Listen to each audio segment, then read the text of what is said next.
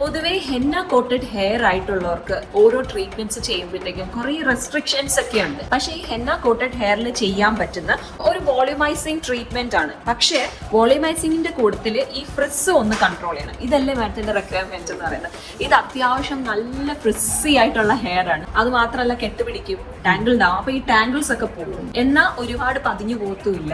Frizz ഒരു 80% കുറഞ്ഞിട്ട് ഉള്ള ഒരു ട്രീറ്റ്മെന്റ് നമുക്ക് ചെയ്യാം. അതാണ് ഏറ്റവും നല്ലത്. എന്താണെന്നറിയോ, ഇപ്പോഴും നമ്മളിങ്ങനെ ഭയങ്കര സ്മൂത്ത് ആയിട്ടുള്ള ലുക്ക് കൊടുത്തു കഴിഞ്ഞാൽ ഈ വളർന്നു വരുന്ന ഹെയറുമായിട്ട് മാനേജബിൾ ആവില്ല. കാര്യം ഇത് ഓൾറെഡി മാഡത്തിന്റെ ഹെയർ നല്ല കേളി ഹെയർ ആണ്.